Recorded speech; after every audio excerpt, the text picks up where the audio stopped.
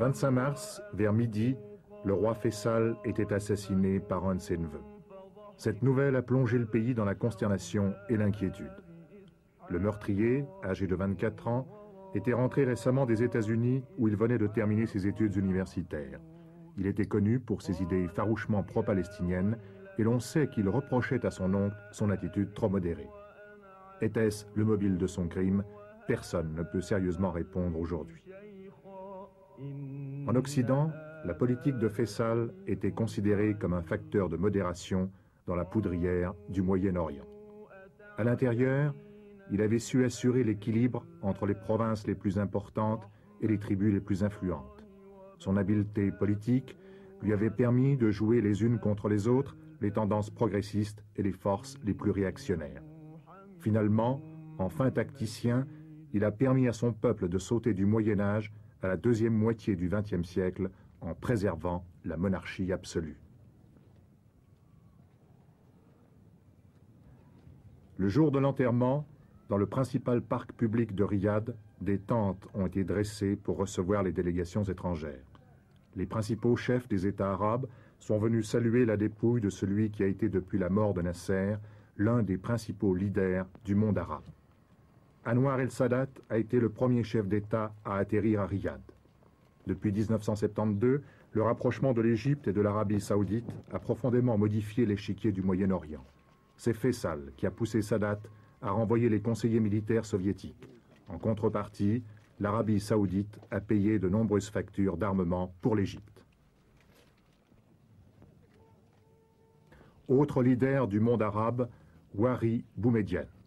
On sait que les liens entre le président algérien et le roi Faisal se sont particulièrement affermis depuis la guerre d'octobre.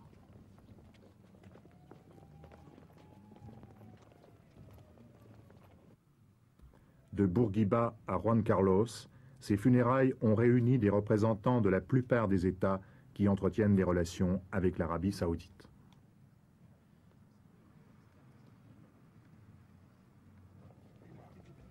L'arrivée simultanée du président Assad de Syrie et du roi Hussein n'est pas passée inaperçue. Le président Assad n'a pas oublié que s'il a pu renouveler et augmenter le potentiel militaire de son armée, c'est grâce aux subsides de l'Arabie saoudite.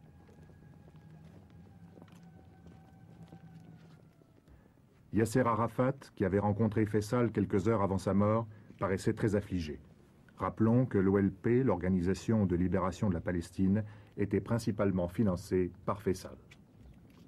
L'Afrique noire musulmane était aussi présente aux funérailles en la personne du président soudanais Numeri et du très célèbre chef d'État ougandais Idi Amin Dada. Plusieurs délégations ne sont pas parvenues à temps pour les funérailles. C'est le cas de la délégation des États-Unis dirigée par Nelson Rockefeller.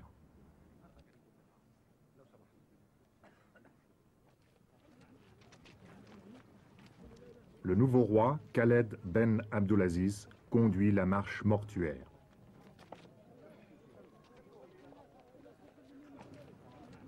Les obsèques du roi Faisal se sont déroulées avec beaucoup de simplicité, dans un silence empreint d'un très grand respect pour celui qui était à la fois un chef spirituel et un chef d'État.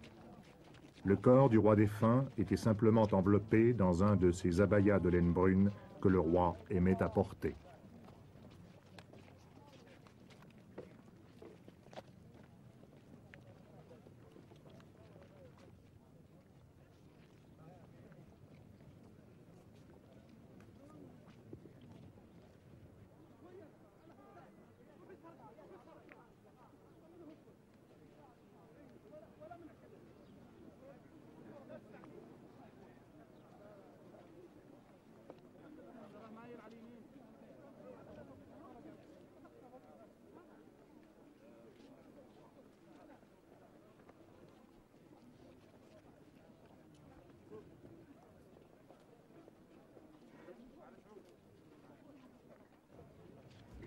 Accourus en toute hâte des autres villes du royaume et même des oasis les plus éloignées, les Saoudiens sont venus en masse rendre un ultime hommage à leur roi.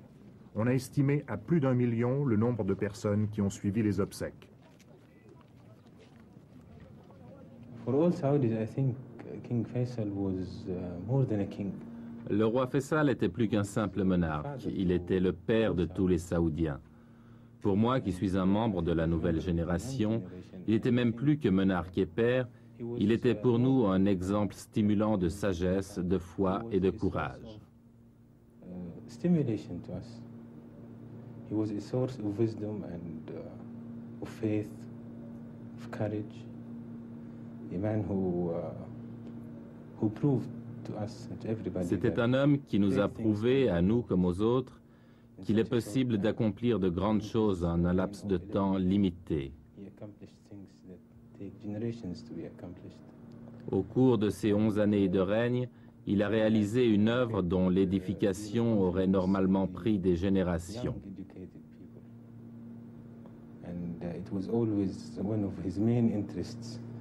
Il faisait confiance aux jeunes intellectuels. L'instruction pour tous, telle était l'une de ses grandes préoccupations, ainsi que la formation des jeunes saoudiens pour leur apprendre à utiliser les moyens modernes leur permettant de développer l'Arabie saoudite. Comme vous pourrez le constater, bien des postes de responsabilité sont occupés dans notre pays par des jeunes. Le roi Faisal faisait confiance à la jeunesse et lui montrait qu'elle pouvait faire beaucoup pour le pays. Il nous a appris à rendre service à nos frères infortunés, à œuvrer en faveur de l'épanouissement de notre pays.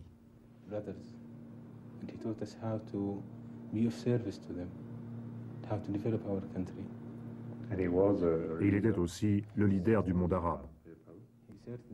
Oui, certes, le leader de tous les Arabes. Il voulait unir non seulement son propre peuple, mais encore les Arabes de tous les pays, tous les musulmans, tous les croyants. C'était un homme qui avait une foi inébranlable en Dieu, en son pays, en son peuple, et en tous ceux qui croient en Dieu, ceux-là même qu'il voulait unir.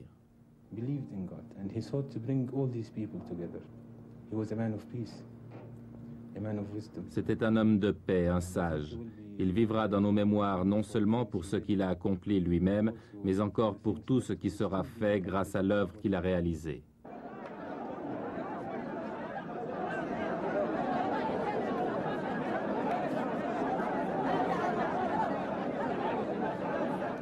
Lors de la cérémonie d'intronisation du nouveau roi, des milliers de Saoudiens ont l'espoir de voir et de toucher celui qui va désormais incarner le destin du pays.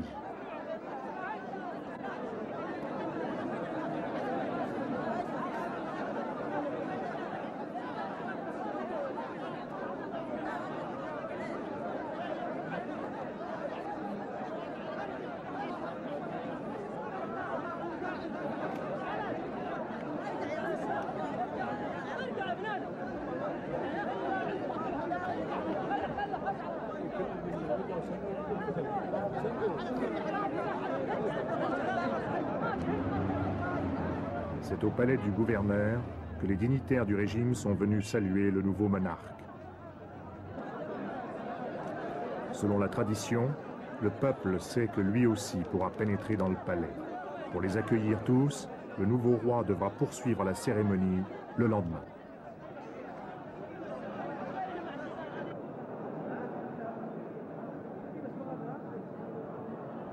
À l'intérieur du palais, outre la présence des représentants de la famille royale et des patriarches des plus importantes familles de commerçants du pays, on remarque les chefs de tribus de toutes les régions de l'Arabie.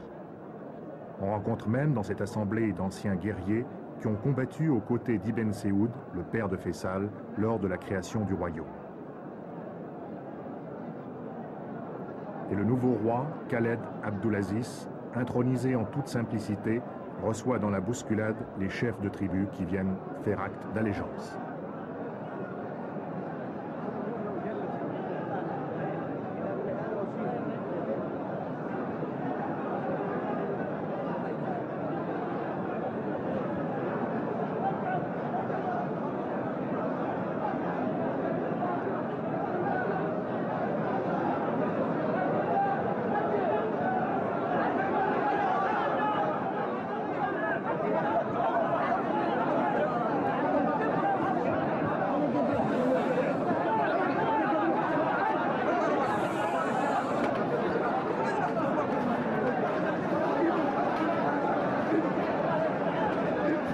roi est secondé par son frère, la tête recouverte d'un kéfier à carreaux rouge et blanc. Il s'agit du prince héritier, Fahd Ben Abdulaziz, l'homme fort du nouveau régime. Tous les moyens d'information du pays ont réservé dans leurs notes biographiques autant de place au prince héritier qu'au nouveau roi. C'est pourquoi l'on a parlé d'un royaume désormais bicéphale.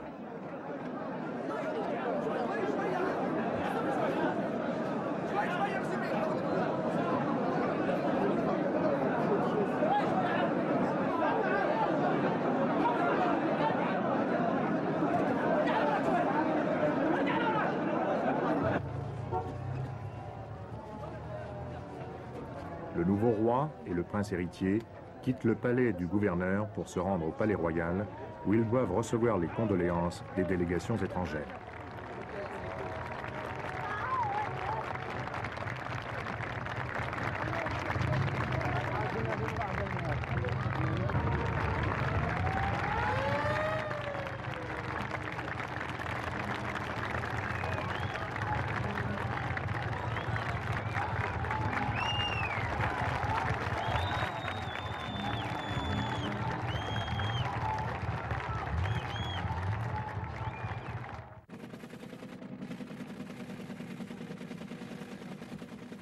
Troisième producteur de pétrole du monde derrière les États-Unis et l'Union soviétique, l'Arabie saoudite est le premier exportateur d'or noir.